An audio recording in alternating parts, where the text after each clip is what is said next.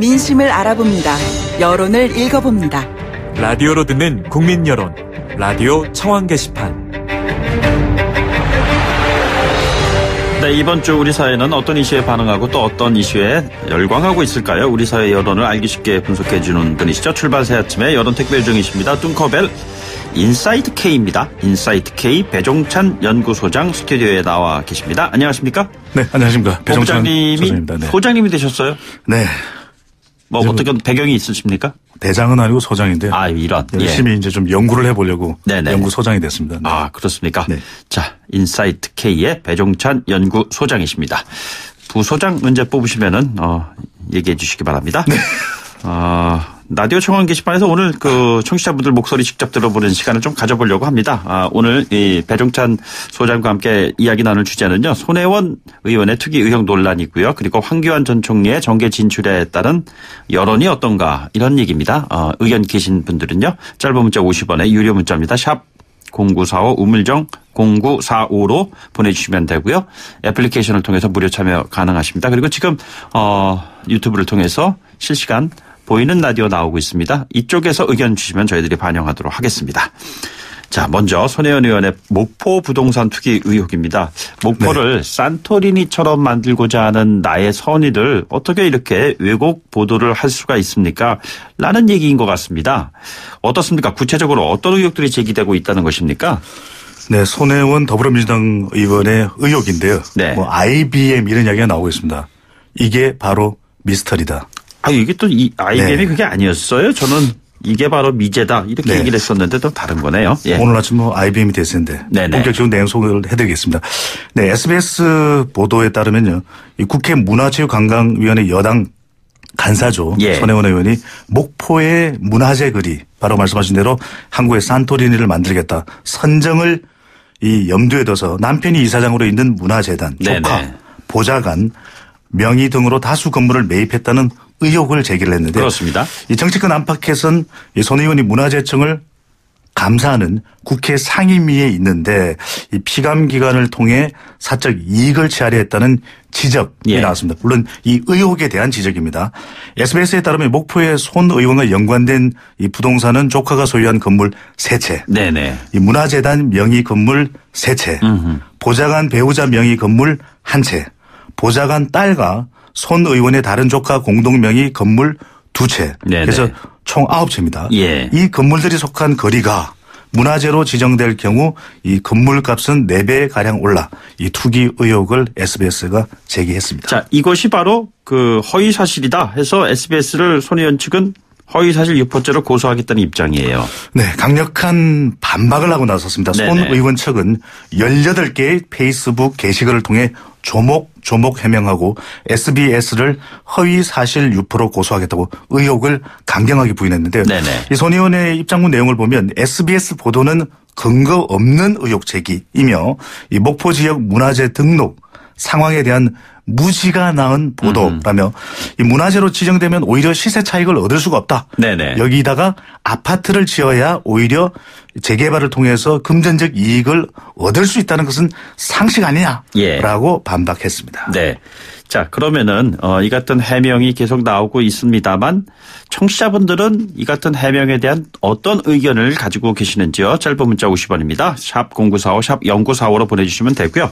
지금 뭐 의견들 보내주고 계시는데 의견이라기보다는 이 사안에 대한 의견이 아니라 4815님이 배종찬 연구소장님 축하합니다. 아유, 감사합니다. 5917님 뚱코벨 아저씨 승진 축하합니다. 승진이십니까? 뭐 자체 승진이니까요. 승진이네요. 네. 아, 그렇군요. 네. 6615님 라디오는 출발 새아침과 KBS 방송 하나만 듣고 있습니다. 화이팅 이랬는데요. 네. 출발 새아침 많이 들어주시기 바랍니다. 출발 새아침만 들으셔도 될 것 같고요. 네. 자, 그러면 말이죠. 어제 손혜원 의원이 남동생 증언을 포함해서 SBS에서 또 사실 추가 보도를 했어요. 이번에는. 네. 그 내용은 또 어떤 것들입니까?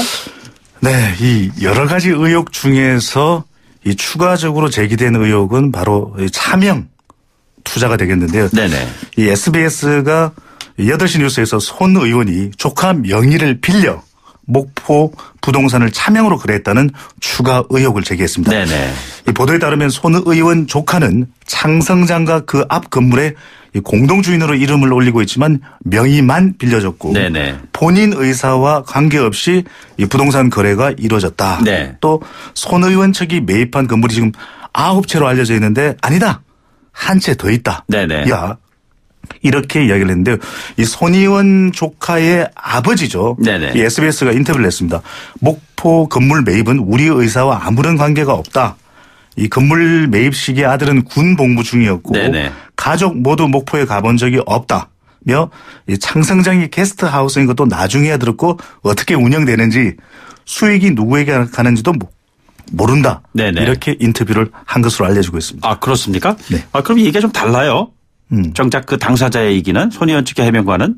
네, 바로 이 차명과 관련된 부분, 이 본인이 직접 사지 않고 이 조카들이나 남편 명의의 재단을 통해 산 내용에 대해서는 이렇게 또 손 의원 측에서는 이야기를 합니다. 남동생의 주장이 사실과 전혀 다르다. 네네. 다르다. 또 손 의원실 관계자는 남동생의 주장은 모두 거짓이다. 이런 네네. 또 보도가 알려지고 있는데 예. 다만 이 가족 관련 내용이라서 자세한 내용은 공개하기가 좀 어렵다. 이렇게 해명을 하고 나섰습니다. 자, 청취자분들 의견을 한번 알아볼까요? 청취자 이세희 청취자께서 유튜브 보이는 라디오를 통해서 보내주신 의견입니다. 손혜원 의원님의 목포 박물관 인근에 집 한 채를 보유하고 계신다는 보도를 SBS에서 전해줬는데 왜 목포 박물관 인근에 집 한 채를 보유하고 있을까요? 8328님은 자본주의 사회에서 집을 100채 산들 왜 문제가 됩니까? 1148님, 0309님은 내노란불이다. 자신이 한 말들을 실천해라. 뭐 이건 의견들을 주고 계십니다. 정치권 반응이 어떻습니까? 네, 정치권 반응은 여론보다도 더 복잡한데요. 자유한국당은 맹비난을 하고 나섰습니다. 예. 있을 수 없는 일이다. 투기다. 이 책임져야 된다. 이런 반응이 나오고 있는데 또 더불어민주당이 가장 곤혹스럽습니다. 네네. 말하자면 정말 이런 표현이 가능할 텐데 난감하네. 예. 이런 표현이 나올 수밖에 없는 상황인데 신속하게 조사하겠다 이런 입장인데 최근 들어서 손혜원 의원 건만 있는 것이 아니거든요. 네네.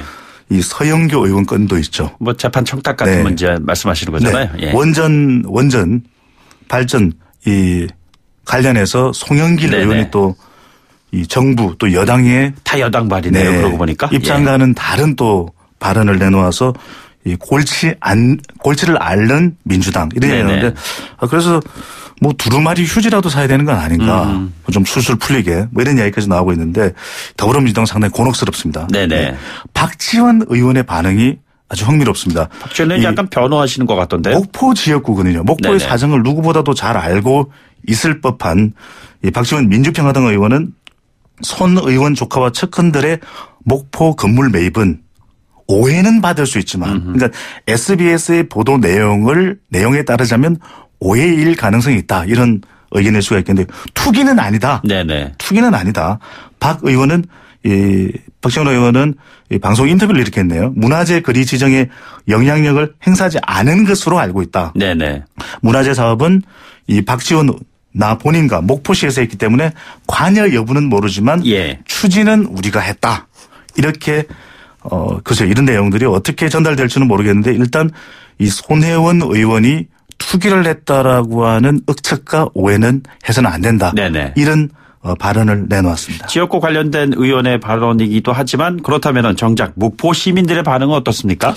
네. 목포 시민들의 반응도 좀 엇갈리고 있는데요. 여기를 갑자기 또 목포가 전국적인 또 관심을 모으고 있습니다. 네, 목포는 항구다인데 예. 지금 항구보다는 유달산 쪽에 관심이 집중되고 있습니다. 이 항공사진을 보면요.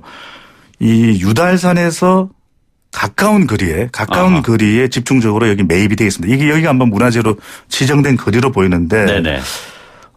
보좌관 딸과 이 또 다른 조카 한 명의 명의로 이 구입을 한 집 한 채가 또 남편의 재단의 이름으로 그 매입한 한 채 등등은 좀 가깝게 몰려 있어요. 예. 근데 좀 멀리 떨어져 있는 집도 있고 한데 항공 사진을 보면 유달산에서 상당히 가까운 편입니다. 네네. 네. 여기가 이제 목포시 만호동인데 좀 엇갈리고 있는 여론을 보면은 부동산을 잘 알고 있는 소위 말하는 부동산 중개업자 또 중개업체 쪽의 입장에서는 이 근대 문화공간 개발 소식에 집값이 3-4배 치솟았다. 네네. 이런 의견을 내놨고. 저는 뭐 개인적으로 목포 저도 가봤습니다만 네. 그러니까 유달산이 이렇게 높은 산이 아니고요. 그렇죠. 유달산에 이렇게 내려다 보면은 목포라는 도시가 아주 한눈에 딱 들어와 굉장히 예쁜 항구 도시다라는 그런 느낌을 좀 유달리도 아름다운 산이죠. 유달산. 네. 예. 유달리 아름답다. 예. 네. 주민들의 반응은 달랐는데 손 의원 측의 건물 매입 효과로 부동산 가격이 치솟았다. 그렇게 볼 수 있겠느냐라는 네네. 입장에다가 또 손 의원 같은 사람이 이 낙후될 골목에 건물을 사서 동네를 활성화시키면 좋은 건 아니냐. 이런 선장님. 또. 네. 5051님이 딱 그 의견 주셨어요. 목포에서 자랐고 부모님도 목포 삽니다. 상권도 무너지고 경제가 힘들어서 관심과 활성화도 어느 정도 필요하다고 봅니다. 라는 의견을 주셨어요. 예. 네. 그래서 긍정적으로 보는 여론도 네네. 있는 것으로 나타나고 있습니다. 네. 그런데 8001님은 목포시에 기증하시면 됩니다. 뭐 이런 의견을 좀 주셨네요. 의견이 참 이렇게 참 다양하게 지금 나오고 있어요. 현재 진행 중인 사안이고 또 본인의 해명도 지금 이어지고 있고 그래서요. 저희들이 좀 여론의 추이를 지켜보도록 하겠습니다. 자, 청취자분들 함께 해 주시기 바랍니다. 짧은 문자 50원, 샵 0945, 샵 0945로 보내주시면 되고요. 애플리케이션에 무료 참여, 보이는 라디오 유튜브를 통해서 무료 참여하실 수가 있습니다. 주제를 좀 바꿔보겠습니다. 황교안 전 총리가 15일 한국당에 입당을 했습니다. 관련한 여론조사가 나왔죠? 네. 황교안 전 총리의 한국당 입당 아주 정치권의 큰 뉴스가 됐는데요. 네네. 리얼미터가 오마이뉴스를 받아서 지난 15일 실시한 조사입니다. 전국 바로 황교안 전 총리가 입당하는 날이죠. 네네. 그 당일날 실시된 조사인데요. 전국 500명 무선 전화 면접 및 유무선 RDD 산업응답 조사 표본 오차 95% 신뢰 수준 플러스 마이너스 4.4%포인트 응답률 8.3% 자세한 사항은 조사기관의 홈페이지에서 확인 가능합니다. 네네. 여러분들의 의견은 어떠실까요? 국민 여론은 이랬습니다. 이 황교안 전 총리 한국당 입당에 대해서 반대한다가 50%. 네네. 딱 절반이었고요. 반대가요? 네. 예. 지지한다. 찬성 의견이겠죠. 네네. 37.7%. 반대가 좀 많네요. 더 높긴 높았습니다. 네네. 네. 자, 이게 황 총리의 정계 진출에 대해서 진보 보수 입장이 극과 극으로 나뉜다고 한다는데 그렇습니까? 네. 전체 의견은 반대가 50%였는데요. 네네. 이 지지층 또 지지하지 않는 층으로 또 나누어서 보면 또 전혀 다른 결과가 나오는데 진영별로 보면 확연히 극단적으로 엇갈리는 결과가 있는데요. 더불어민주당, 정의당, 민주평화당을 지지하는 범진보, 여권 응답자층은 이 황 전 총리 정계 진출에 반대한다. 네네. 우리 10명 중 7명 이상이었습니다. 예. 747, 74.7%가 반대한다. 아, 그렇습니까? 그렇습니다. 네. 이 범진보 여권 응답자층이고요. 네네. 그런데 또 자유한국당 바른미래당을 지지하는 범보수 야권 응답자층은 지지한다는 응답이 10명 중 8명이나 이르렀습니다. 네. 이 80.3%로 이 찬성 의견이 압도적으로 높았습니다. 네. 그러니까 어떤 성향이냐에 따라서 황 전 총리를 바라보는 시각은 확연히 달랐습니다. 그렇습니까? 0309분이 직접 전화를 저희 쪽에 주셨는데요. 황교안 전 총리가 탄핵에 어느 정도 책임이 없다고는 할 수 없지만 그래도 직접적인 책임자는 아닙니다. 한국당의 대권 주자가 됐으면 좋겠고 신선합니다. 이런 의견을 주셨습니다. 그런데 정치 신인이잖아요. 따지고 보면. 네. 예. 소장님께서 어떻게 이 황교안 전 총리의 입당 뭐 우리가 흔히 스와트 분석 뭐 이런 거 네. 하잖아요. 네. 강점 또 단점 뭐 이것이 기회가 되는 게 있다면 어떤 것들 뭐 이런 거 등등이 있을 텐데 어떻게 보고 계시는지요? 아, 이런 거 그냥 하면 안 되는데 그냥 해드릴 수는 없는 거고요. 그럼 뭘 드려야 되나요? 네, 이게 컨설팅료를 받고 해야 되는 거 아니에요? 알겠습니다. 아니, 농담입니다. 나가시면 좀 네. 커피 한 잔 드릴게요. 네, 예. 감사합니다. 예. 네. 성악 분석을 해보면 우리가 흔히들 이제 강점이 뭐냐, 네. 또 약점이 뭐냐, 또는 기회는 뭐가 되겠느냐, 또는 위기는 무엇이냐. 네네. 그래서 이제 우리가 이 위험 요인은 뭐냐 이렇게 성악 분석을 하는데 모든 이 분석의 내용에 박이 들어갑니다. 박. 전 대통령인가요? 네. 이게 웬 말인가. 모두 이제 대통령의 박은 아닌데 네네. 다 박이 들어갑니다. 먼저 처음에 강점 박. 바로 친박의 마지막 카드 아니겠느냐. 아, 예. 네. 바로 이것이 본인의 강점이 될 수 있을 것이고. 네. 그다음에 이 약점은 박입니다. 역시. 예. 박한 정치 경험. 네. 박한 정치 경험이죠. 예, 얄불박이에요, 네, 이거는. 얇죠. 예. 네. 빈약한 이제 정치 경험을 네네. 이야기하는데 그래서 우리가 과거에 보면은 고건 현상이 있었거든요. 예. 고건 전 총리가 완전히 이 돌풍 그랬었죠. 이 폭발적인 인기를 네네. 단기간 내에 거뒀는데 그렇지만 이 총리의 이 인지도는 높고 명성은 높았지만 정치적인 경험 부족 또 조직력 네네. 없음 이걸 통해서 또 사실은 결국 대통령 자리에 오르지는 못했었거든요. 네네. 그다음 기회로 볼 수 있는 거 이제 전당대회에 나갈지 나가지 않을지 귀추가 주목되는데 그래서 이게 입당을 했다는 것은 전당대회에 나갈 가능성이 상당히 높다고 그렇죠. 예. 볼 수 있지 않겠습니까? 네네. 여기도 박이 들어갑니다. 박. 바로 친박계의 옹립. 친박 결집. 예. 그러니까 박근혜 전 대통령은 뗄래야 뗄 수 없는 황교안 전 총리인데 네네. 이것이 가능한 것이 이 범보수 쪽에서는 자기 대권 주자로 너무나 유력하고 지지율도 높거든요. 예. 그렇다면 지금 수세에 몰려있는 친박계의 기사 회생의 카드가 바로 황교안 전 총리가 될 수 있다. 그렇다면 이 전당대회에 나가더라도 당대표로 될 가능성이 상당히 높을 수가 있다는 거죠. 바로 친박계의 옹립의 박. 그렇다면 위기는? 마지막 위험 요인 박. 그렇습니다. 바로 박근혜 전 대통령입니다.